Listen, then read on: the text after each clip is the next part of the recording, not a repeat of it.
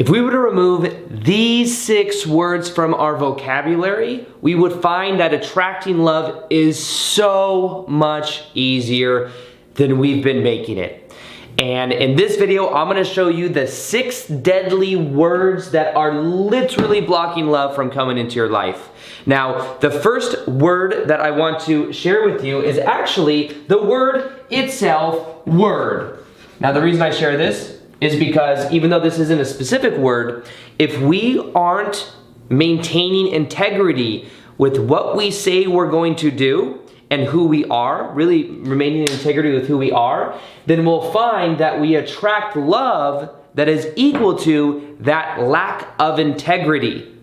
So one of the most attractive things that you can do is you can put out an energy of yourself where you are unapologetic, where you're being the most authentic, real version of you. And what you'll find is that by doing that, what you end up doing is you end up putting out an energy that is attractive to the right people. You will be polarizing as you're being yourself. But what I realized is that when I wasn't living in according to my own word, I was finding many incongruencies in my own life. Now, here's an interesting thing. When I was working a 9-to-5 job I wasn't passionate about, selling women's shoes, I was dating women that did what they loved for a living. No, I attracted women that didn't do what they loved for a living, that were also working jobs they felt like they had to work. So we will always attract into our life what is equal to what we are putting out into the world. But if we're not maintaining the energy of the true, authentic version of us, then what we end up doing is putting out an energy that isn't as attractive and that isn't as real. So for me, that was something I had to get clear on, is because as soon as I started doing what I love, I started only dating women that were doing what they loved. Isn't that interesting? It's literally a one-on-one reflection. So that's the first word. That's actually an impromptu first word too, because I originally had 6 other words, so maybe you'll get a bonus one here, you get 7. But here's the next one that is gonna block you from attracting love. Now, here's the thing. To attract love, and especially what I had to do to attract love, is I had to, 1, open my heart. That was one thing, and I know it sounds very stereotypical, but I had to open up my heart because I didn't realize that my heart was so closed from past childhood trauma and experience of like not feeling loved, not feeling understood, not feeling seen, that what I had to do is I had to start opening my heart to other people, and I had to start looking at myself in a new way. But as I started, I would actually, when I was going on dates before, when my heart was closed, I was like talking myself out of things. I found that my energy was very constrictive. So one thing I had to do is I had to open up my heart. I had to start being vulnerable. And as I started being vulnerable, it was like there was like a vulnerability is when you're able to like put the real you out there and you don't feel apologetic. And it's almost like you open yourself up to where you could get rejected. If you're vulnerable with someone you like and you're like, listen, I like you, that's vulnerable. And they could say, well, I don't like you, and you could feel rejected, but it's real, it's authentic. You're remaining consistent to your own word. So one thing I had to do is I had to realize that the energy I was putting out, the way I was closing my heart was blocking love. So the key to this is feeling the energy on the inside, and the 6 words I'm gonna share with you, which are actually 7 words now because I've decided to add another one in because I'm just awesome like that, it's words that are literally blocking you from feeling self-love or from being in your own magnetic frame, which is gonna literally block love from coming in your life. So I'm trying to help you remove the blocks so that you actually attract love, but you don't just attract love, you are love.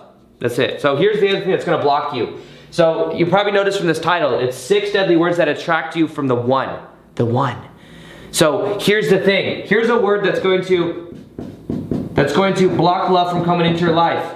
The word is the one. You wanna know another word? Here we go. Some of y'all are not gonna like this. Many of y'all have the spiritual niche and stuff, you know, and I know I've made videos on twin flame and the one, but I will say that either of these words, what they do is they create what is called one-itis. One-itis is this belief that there is only one person out there that is meant for us. There's only one person.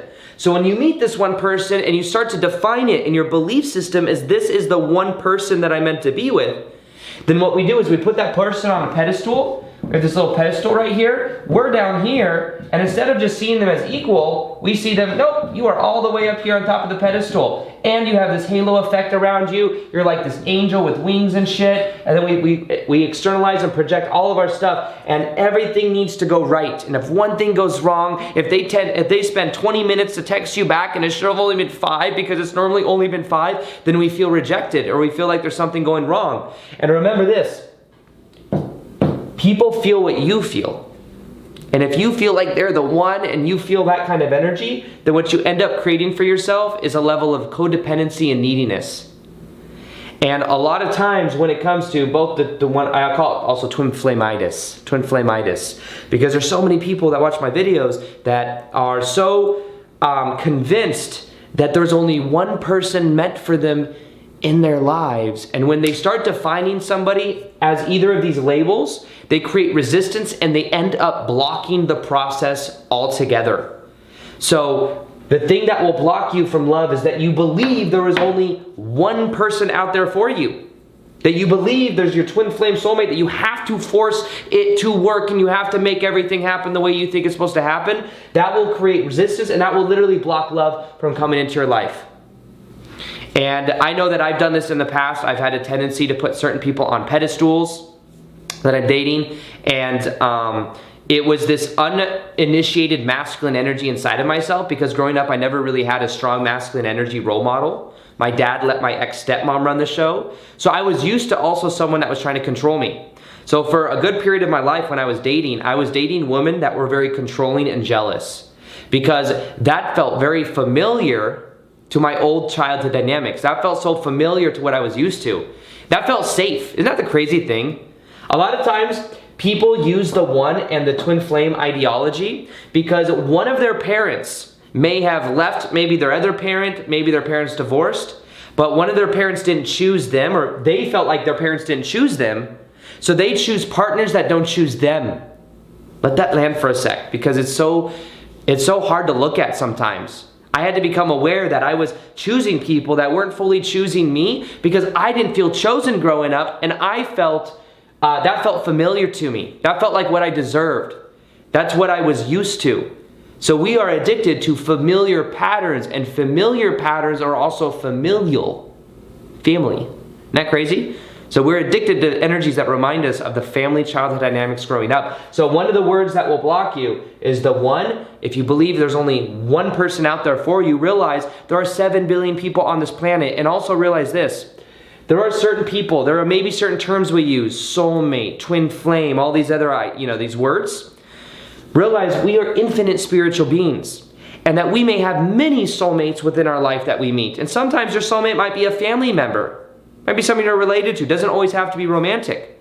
But as we start removing these labels, these little labels, we then start to realize we become free.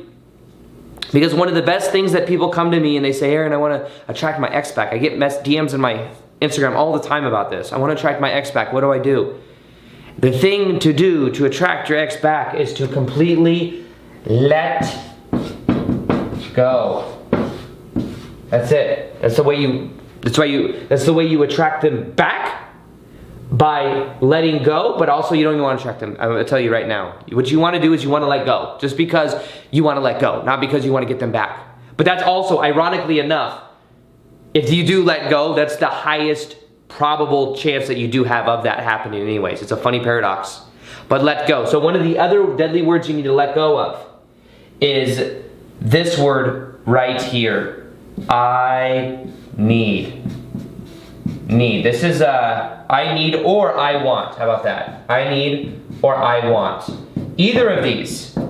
If you need or you want someone else to complete you, then you will find that in the present moment right now, because remember, these are all words that are blocking love from coming into our life right now, then what we end up doing is we end up creating a need or a want is saying this moment right here isn't good enough already. I lack something. Anything we need or want, we are saying I lack it right now. So really, one of the biggest keys for me to attracting love, for me being in that love vibration, What it had to do with is it had to do with me getting to the core of my own heart, the core of my own energy, opening up, but realizing and tapping into the self-love that I have for myself, and even the love that I have for other people. I had to stop judging other people. I remember my friend Matt, who's a good friend of mine, he would tell me I'd go on dates and stuff like that, and I would just have all these reasons, and I would talk myself out of any intimate connection or any type of connection, and I had all these rules and these reasons, and it was a form of self-sabotage and also a form of, it was an intimacy block for me. He's like, you're the ninja at talking yourself out of dating. And one of the reasons being is I was trying to protect myself from somebody that was emotionally available, that wanted to choose me, that would feel so unfamiliar to me. But because of that, I was in relationships where I felt like I wanted or I needed something, and there was like this addiction to that energy because it felt so familiar growing up. Think about this for a minute. There's something called the anxious attachment style, the avoidant attachment style, and then the secure attachment style.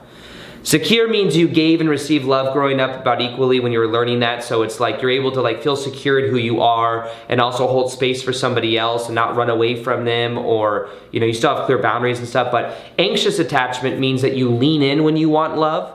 So it's like if somebody feels like they're emotionally unavailable, you lean in to try to fix them, to try to help them. You desire something from them. And then avoidance, what avoidance do is avoid love. So what happens is instead they pull back. They're like, this isn't safe. I'm gonna get hurt. I don't want to chance it. I'm good enough being this individual that I am.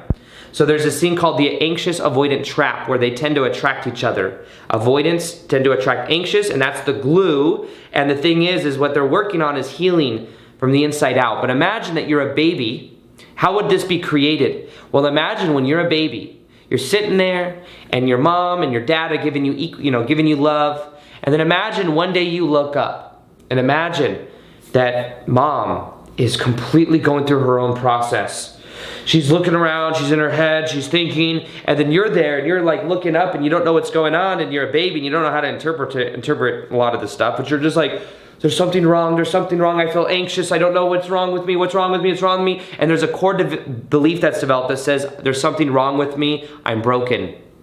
And then what happens is like, maybe if I can help mom, maybe if I'm quiet, maybe mom will be okay, and there's that kind of energy gets put out, and what ends up happening is you develop an anxious attachment style. And then you'll tend to attract women growing up that maybe have an avoidant attachment style, or you'll be addicted to people that are emotionally available for you. And notice, remember, your parents are doing the best they can with where they were. Both my parents are amazing parents. However, growing up, they're going through their stuff. My mom's dad died when I was like a couple years old, 1 or 2 years old, and my mom lost 20 pounds. And I know she's going through a lot. So I'd imagine that at that time I was feeling what she was feeling. So it's about understanding that then I felt that lack, I felt that want, I felt that need. I would attract women that I felt like I could try to fix, because that felt like subconsciously if I could fix them, then I could also fix my relationship with the feminine. I could also fix my mom. Isn't that interesting? And the key to this is being aware that the want, the need that I have was there because it felt familiar, but also it was to cover up the shame that I felt around love. I felt a lot of shame around love. I felt shame for me being a certain way. Like I felt a lot of shame for, like I believed I was broken. I believed I wasn't good enough, and I would attract women that weren't fully choosing me. Why? Because I stopped originally choosing myself. That's the thing. A lot of this is going around abandonment.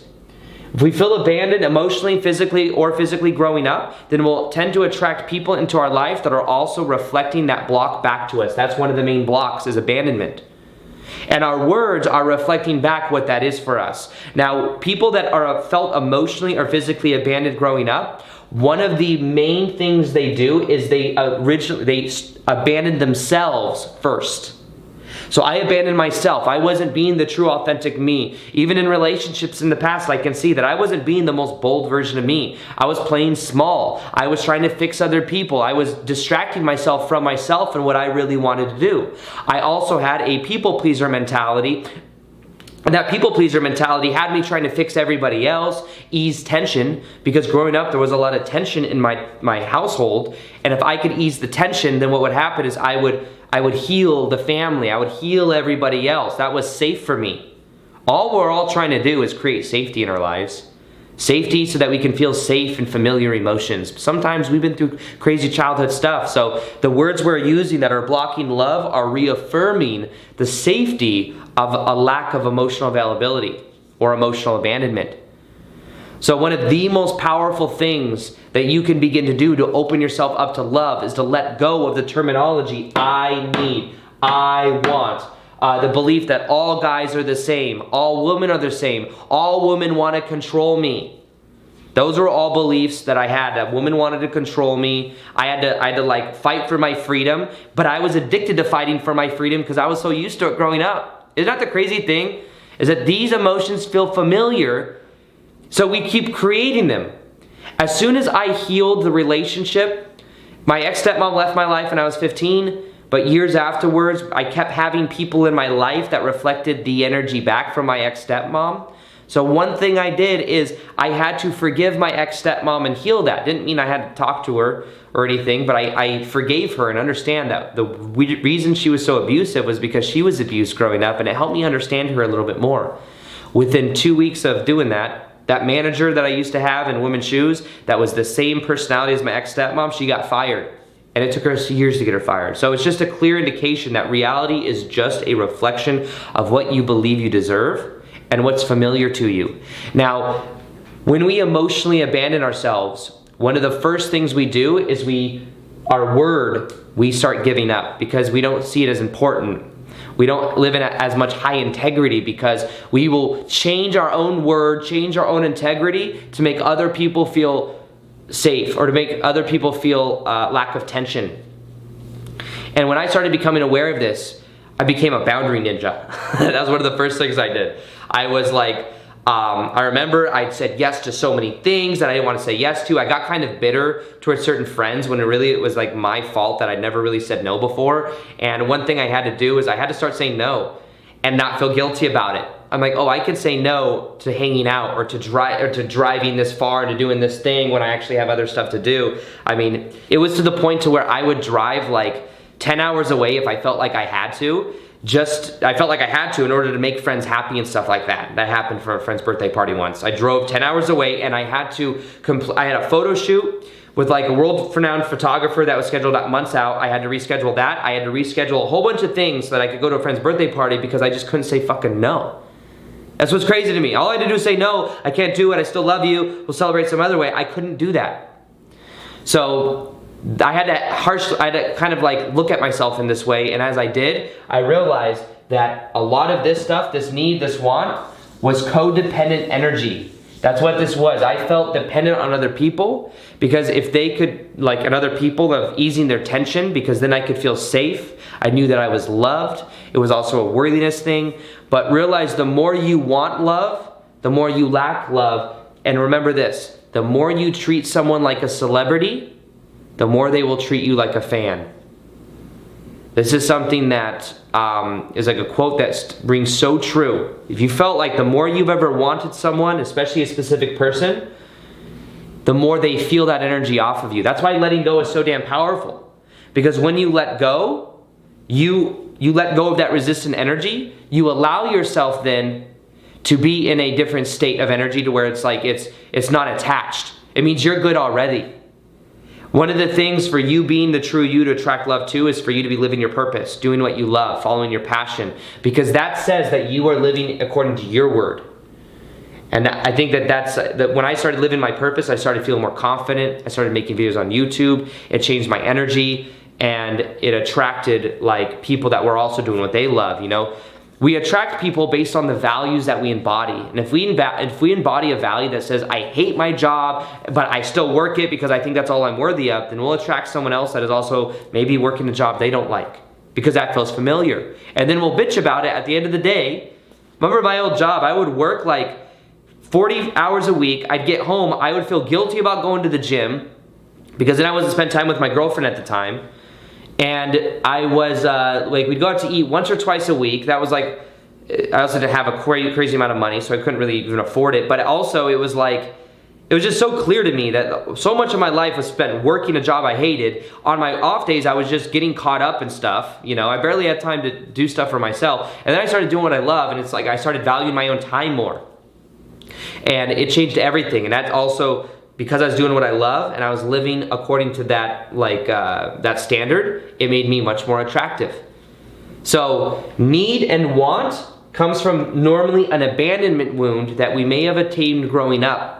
And the key to this is looking at that and releasing the shame around it. And one of the ways we release shame is we realize that our mom's stuff, our dad's stuff growing up was their stuff, not ours. My mom going through emotional stuff with her dad dying growing up, that was her stuff. Didn't mean I wasn't worthy. My parents divorced when I was 5. Doesn't mean I'm not worthy and I'm broken, but as a 5-year-old, we literally as kids think it's our fault. But realize it's not your fault. Your parents' divorce was not your fault.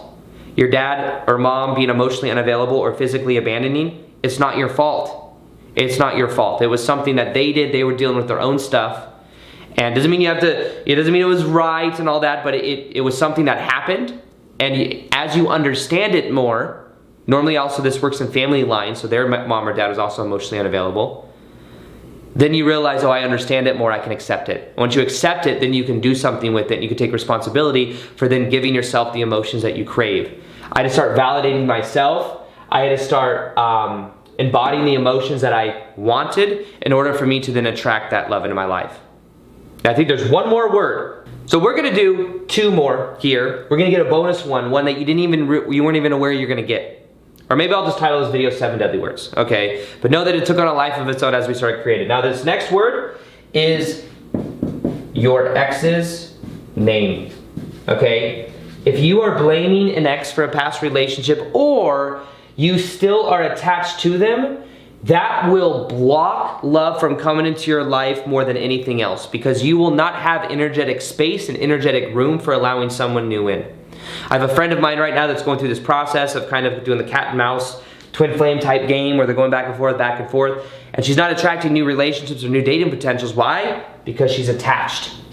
She's attached to her ex or to the person she's like going back and forth with, but because of that, she's not allowing anything new in.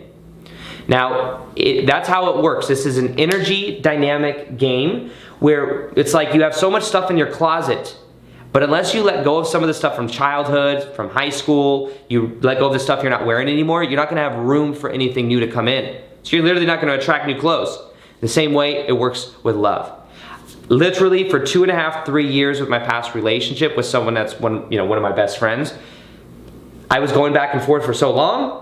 But then what happened is we both realized that we weren't allowing anything new in because we were still attached. And then once we both let each other go, things happened very quickly. Within weeks, I started dating. And then like a month or 2 later, there were new potentials, and that's when I met Heather. It's crazy how quickly these things work when you let go. So what I would encourage you to do is to let go, to realize that the relationship served a purpose for you to become aware of different aspects of yourself, but to realize the reason you're staying attached is probably because you're fighting for familiar childhood patterns growing up. This person represents the childhood dynamics you had growing up. And because of that, you're fighting to keep that familiar, and therefore you're using their name a lot, you're thinking about them a lot, you may be blaming them, and because of that, you are also blocking love. Another thing I did is I would blame past relationships. But here was the crazy thing. I was putting my power outside of myself by thinking, oh, if they would have just done this, if they would have done that, then everything would have been perfect. But I had to also realize that one of the reasons I was attracting emotionally unavailable people was because I was emotionally unavailable. And I found that out when Heather, my girlfriend, came into my life, because she's so emotionally available that it was like I had to get used to that kind of energy, that kind of nurturing. And then that was a whole other thing of vulnerability I had to go into. So that's another thing you want to do, is let that go. Now, one more word that I want you to look at is the word control. The word control, and trying to control any relationship dynamic will literally block love from your life. Control is like the plague in a way when it comes to love and relationship dynamics. Control is what we think we need to do in order to get what we want, but it's the opposite. Letting go is the way. Letting go of attachment, letting go of desire, letting go is actually the way this works with love. Control is a safety mechanism we've used to feel safe growing up that then we try to apply to love, but it just doesn't work. I tried to control like how often someone texts me back. It's all neediness and codependent stuff, but letting go of control is key, and the key to letting go of control is letting go of codependency. Now, one of the most powerful videos and episodes I have ever made is on codependency. I've been blown away by people's response of this and how much it's helped people. We go deep on how to let go of I need, how to let go of I want, how to let go so that you can be in your own frame. And I believe this video will change your life more than anything else. And if you watch this video here, you let me know what you think and you'll see what I'm saying. So watch that video. That will help you build on everything that we're talking about here so that you have the most magnetic energy you can possibly imagine. In this episode, I'm gonna be showing you the cure to codependency, how to never be needy again. I'm going to share with you also my journey